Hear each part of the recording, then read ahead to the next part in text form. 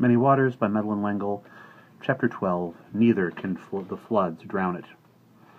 Yalis slept at the far end of the tent from the twins, but she heard them whispering, and when they stopped she could hear the mammoth's triple snores, and she was wide awake. She slipped out of bed and went to the desert.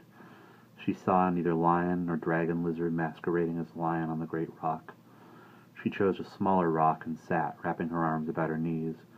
She raised her face to the stars. She heard them chiming, and there was no anxiety in their song. Nevertheless, she shivered. She believed her father, believed that the rains were going to come. She was willing to die, if that truly was what El wanted. But what about the twins? What was going to happen? The crystal chime of stars sang in her ears. Fear not, Yalis. The stars never gave false comfort. She was less afraid. They worked on the ark all day, taking time out in the heat to sleep. Then they worked again until it was too dark to see. Every evening Matred prepared a massive feast. Therefore Shem was often out hunting rather than busy with the ark.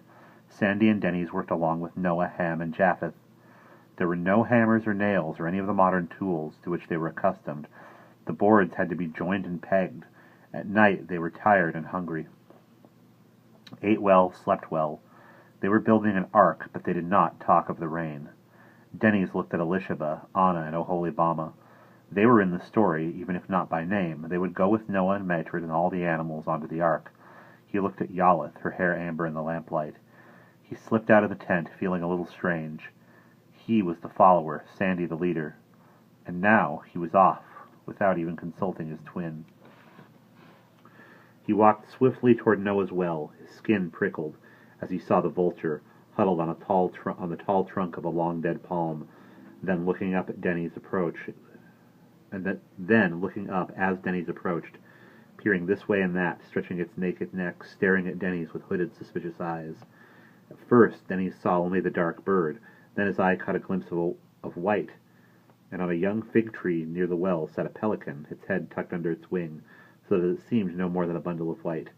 Denny's heaved a sigh of relief. He had left the big tent to find one of the seraphim, and it didn't really matter which one. But he was more familiar with Allred than with many of the others. He went up to the sleeping bird. Sst! The pelican did not move. Allred! Denny shouted. I need to talk to you! The feathers quivered as the bird shoved its head further under its wing. Allred! The feathers ruffled, hunched, indicating. Go away, I have nothing to say. But I have to speak to you about Yalith. At last the head emerged from the fluff of feathers, and the dark bead of eye blinked.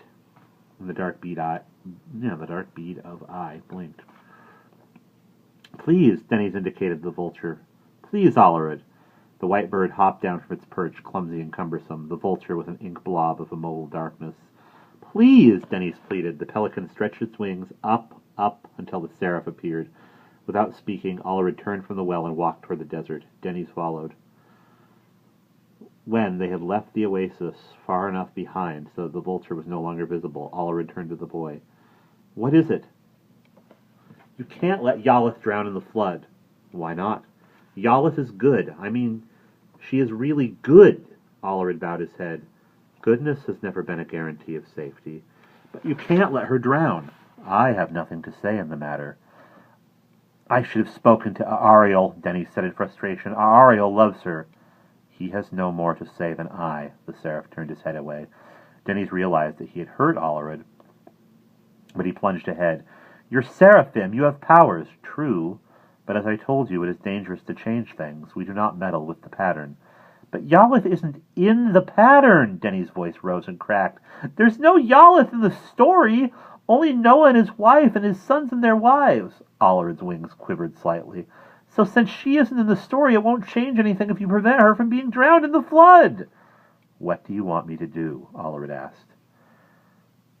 You aren't going to be drowned, are you? Denny's remanded. You and the other seraphim? No. Then take her to wherever it is you're going to escape the flood. We cannot do that, Allred said sadly. Why not? We cannot. Again the seraph turned his face away. Where are you going, then?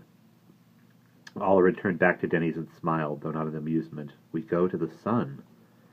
No, Yalith could not go to the sun, nor to the moon, which Denny's had been about to suggest. Yalith could not live where there was no atmosphere, but surely there was something to be done. He made a strangled noise of outrage. "We're not in the story either, Sandy and I, but we're here and Yalith is here." "That is so." "And if we drown, that is, if Sandy and I drown, that's going to change the story, isn't it? I mean, we're not going to be born in our own time if we get drowned now, and even if it makes only a tiny difference, it will make a difference to our family if Sandy and I don't get born. Maybe Charles Wallace won't get born. Maybe Meg will be an only child." "Who?" "Our older sister and our little brother. I mean, the story would be changed." Ollerud said, "You must go back to your own time." "That's easier said than done. Anyhow, what I wanted to talk to you about is Yalith. Listen, it's a stupid story. Only the males have names. It's a chauvinist story. I mean, Matrid has a name. She's a mother. And Elishaba and Anna and Oholibama, they're real people with names." "That is true," Ollerud agreed. "The Nephilim," Denny's went on. "They're like whoever wrote the silly Ark story, seeing things only from their own point of view, using people. They don't give a hoot for Tigla or Mala, for instance.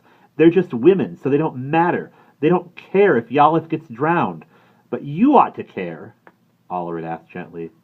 "Do you think I don't care?" Denny sighed. "Okay, I know you care, but are you just going to stand by and do nothing and then fly off to the sun?" Ollerud's wings quivered. "Part of doing nothing is listening. We are listening to the sun, to the stars, to the wind." Denny's felt chastened. He had not paused to listen, not for days. "They don't tell you anything?" "We continue to listen." The breeze lifted, washed over Denny's in a wave of sadness. "I don't like this story," he said. "I don't like it at all." He left Ollerud. Before he reached the oasis, he paused, sat on a small rock, tried to quiet himself so that he could listen to the wind. How could he unscramble the words of the wind which came to him in overlapping wavelets? He closed his eyes, visioned stars exploding into life, planets being birthed. Yalith had spoken of the violence of Mala's baby's birth. The birth of planets was no gentler. Violent swirlings of winds and waters, land masses as fluid as water, volcanoes sprouting flames so high that it seemed to meet the outward flaming of the sun. The earth was still in the process of being created. The stability of rock was no more than an illusion. Earthquake, hurricane, volcano, flood, all part of the continuing creation of the cosmos, groaning in travail.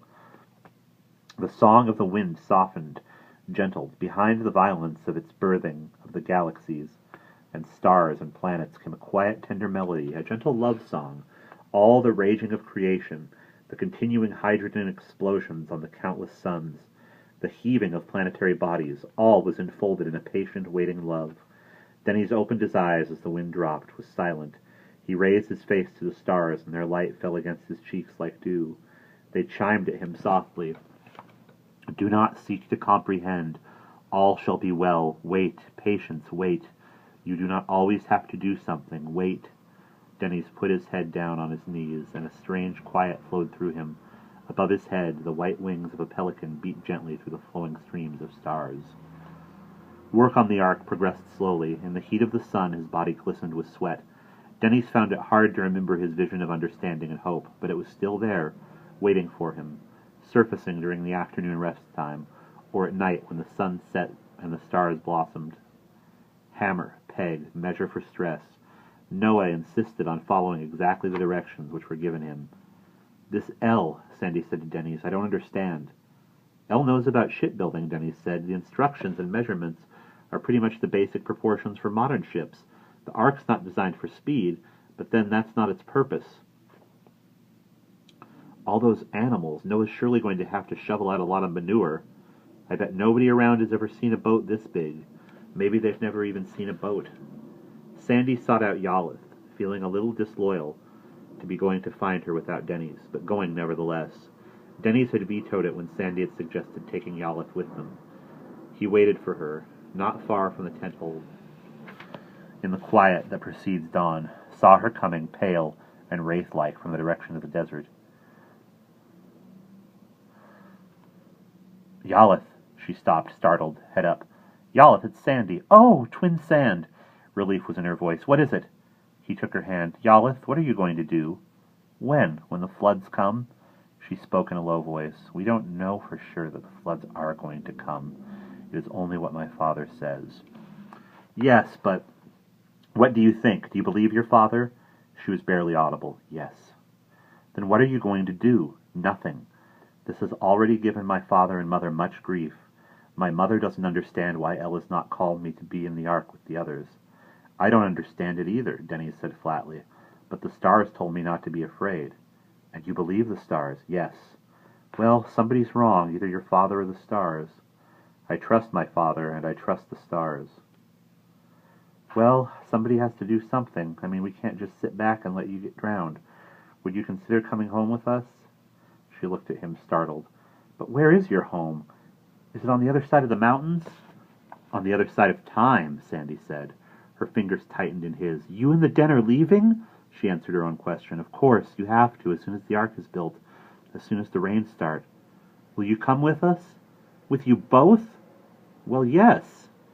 He would love to go off to the end of the world alone with Yalith, but he knew that he would not try to leave her world without Denny's. "Is it many days of travel?" "We got here sort of instantaneously. I have no idea how we might be able to get home. But first I wanted to know if you'll come with us." "Oh, Twin Sand," she sighed long and deeply.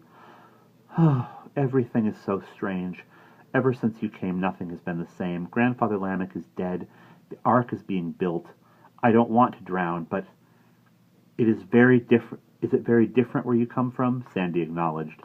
"Very different. It isn't nearly as hot, and we have lots of water, so that you can take showers and drink as much as you want. What I wouldn't give for a long glass of cold water when we're hammering away on the ark. And we wear different kinds of clothes." He looked at Yalith's small and perfect body, barely covered by the loincloth, her breasts delicate and rosy, and had a moment's absurd vision of her in one of the classrooms at the regional high school. "But wouldn't anything be better than drowning? You'll consider it, won't you, coming with us?" She was solemn. "Of course. It is very hard for me to imagine what it would be like without you in the den. You are part of me, both of you." And we'll pause there.